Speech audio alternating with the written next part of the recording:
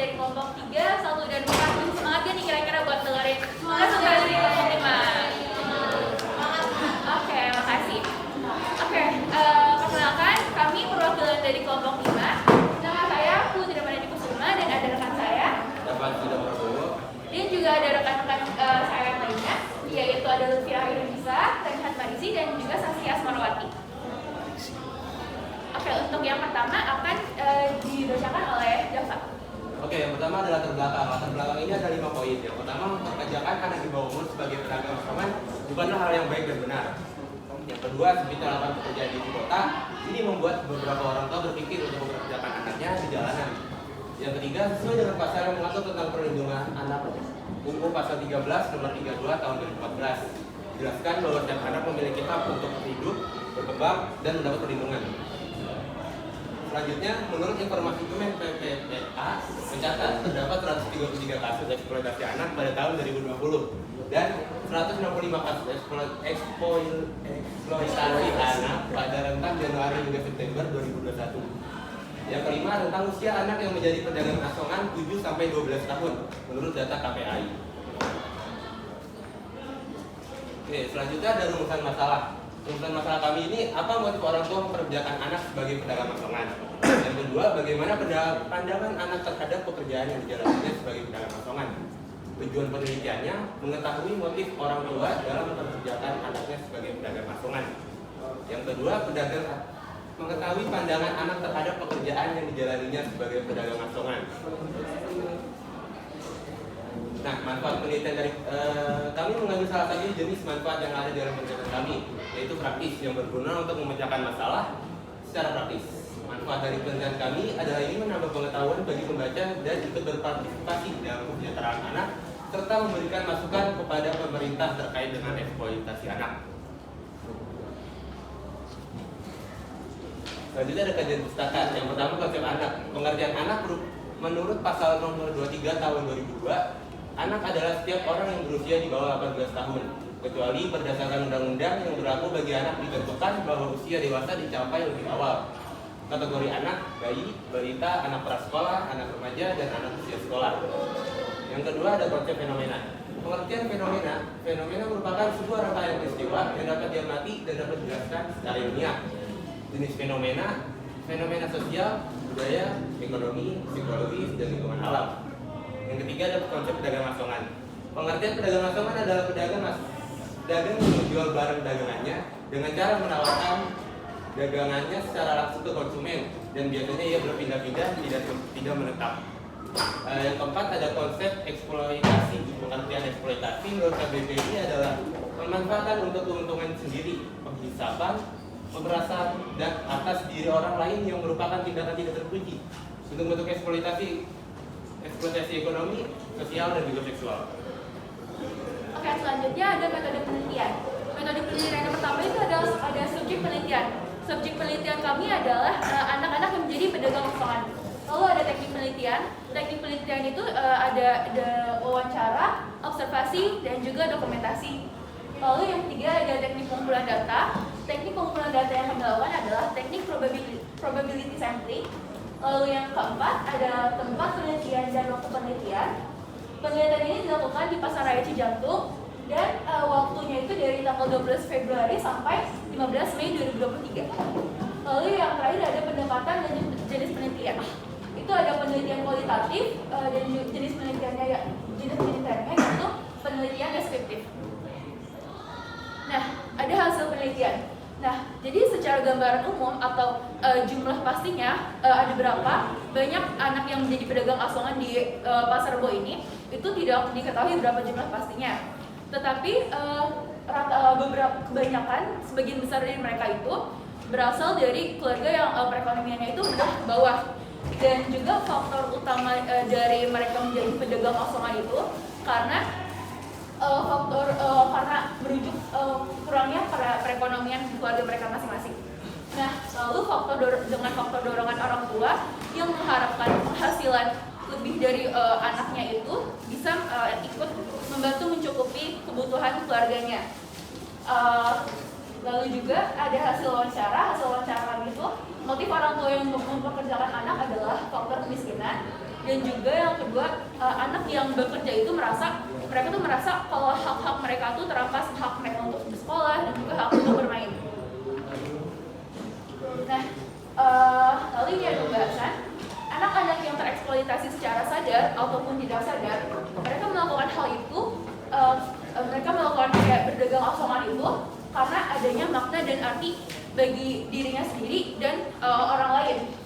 Nah, anak pedagang yang menjadi pedagang asongan di umurnya di atas 10 tahun itu biasanya itu mereka tuh melakukan itu karena memang kemauannya dari dirinya sendiri, kemauan untuk membantu orang tuanya.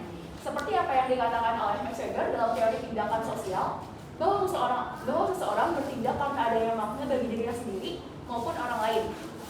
Anak-anak yang dipaksa ataupun yang sukarela menjadi pedagang asongan itu melakukan hal tersebut tuh karena mereka merasa bahwa hal tersebut itu berarti bagi kehidupan dirinya sendiri dan juga berarti untuk kehidupan orang tuanya.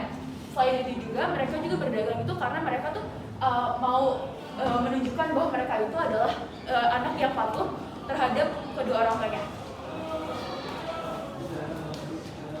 Lalu ada saran dan kesimpulan. Sarannya itu yang untuk orang tua, seharusnya orang tua tuh mengetahui kewajiban yang harus dipenuhi untuk anak-anak sebagai figur orang tua, dan harusnya orang tua juga bisa memenuhi kebutuhan anak serta hak-haknya. Lalu saran untuk masyarakat harus berani bertindak apabila kegiatan eksploitasi anak serta melaporkan kepada pihak yang berwajib, karena bagaimanapun pengeksploitasian anak bukanlah hal yang baik, dan seharusnya itu adalah memperkerjakan anak itu bukanlah sesuatu yang orang tua lakukan kepada anaknya. Lalu yang ketiga, saran untuk pemerintah seharusnya bisa jeli terkait dengan kasus pengeksploitasian anak dan lebih cermat terhadap masalah kemiskinan di Indonesia. Karena kalau misalkan pemerintah itu lebih cermat terhadap kemiskinan di Indonesia, mungkin lapangan-lapangan pekerjaan itu akan lebih luas, dan sehingga orang tua itu yang mempekerjakan anaknya itu tidak mempekerjakan anaknya sih, karena mereka bisa mendapatkan pekerjaan. Lalu kesimpulannya, berdasarkan hasil penelitian dan analisis kami, dapat disimpulkan bahwa motif orang tua melakukan pengeksploitasian pada anak di bawah umur adalah faktor ekonomi. Anak-anak yang menjadi korban pengeksploitasian kebanyakan masih lanjut bersekolah, namun diselingi dengan berjalan asongan atau biasanya pulang sekolah.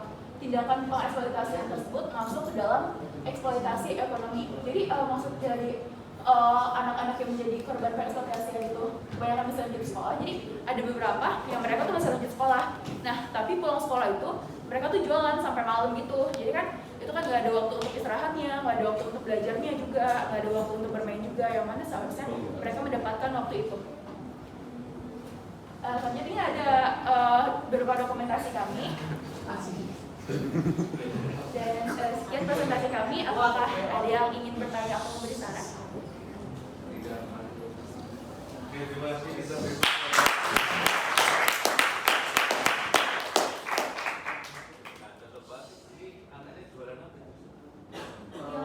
Yang ini Pak, dia tuh kayak jualan permen-permen sama tisu juga gitu Pak. Cuma emang udah nggak ada. Terus tadi situ tuh dia murung.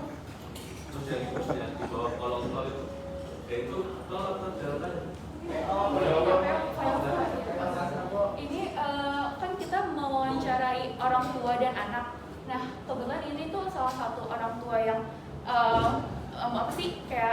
membolehkan juga anaknya itu untuk berdagang gitu Pak. Jadi kami wawancarai. Kalau yang di atas itu masih ada ya? Yang ini Pak, ini orang tua Pak. Parah banget.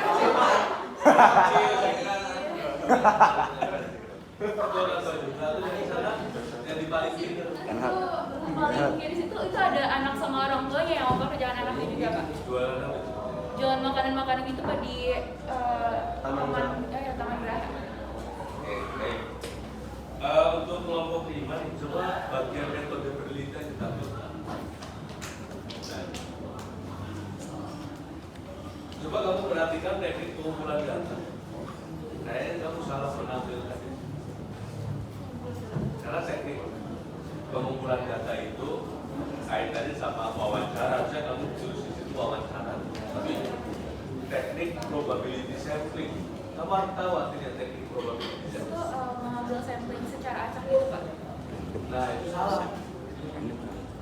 Jadi kalau pengambilan sampel secara acak itu hanya bisa dilakukan untuk penelitian kuantitatif. Jadi disebut probability sampling itu artinya adalah semua orang punya peluang yang sama untuk dipilih sebagai sampel. Sementara kan penelitian kamu langsung mengarah kepada tindakan nasional. Nah, seharusnya ini maksudnya kategorinya snowball sampling. Jadi non probability sampling, karena probability sampling kan macamnya ada random sampling, ada macam-macam. Jadi itu harusnya bukan ditempatkan di teknik pengumpulan data, tapi di pengambilan sampel.